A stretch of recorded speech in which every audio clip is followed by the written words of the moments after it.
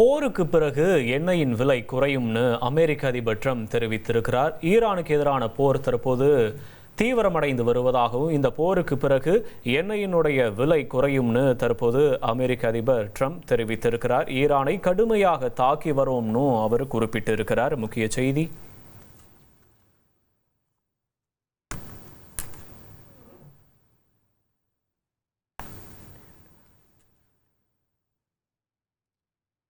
போருக்கு பின் எண்ணெய் விலை குறையும்னு தற்போது அமெரிக்க அதிபர் ட்ரம்ப் தெரிவித்திருக்கிறார். மேலும் ஈரானை கடுமையாக தாக்கி வருவதாகவும் ட்ரம்ப் குறிப்பிட்டிருக்கிறார்.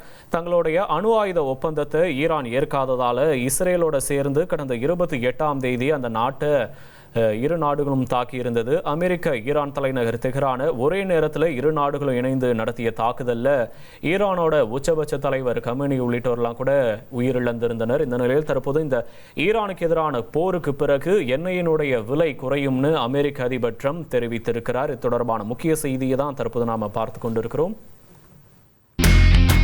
இனி செல்லும் இடமெல்லாம் செய்தி. தந்தி டிவியின் வாட்ஸ்அப் சேனலை ஃபாலோ பண்ணினா செல்ல இருக்கும் இடமெல்லாம் செய்தி. இதோ QR கோட் இப்பவே ஸ்கேன் பண்ணுங்க, ஃபாலோ பண்ணுங்க.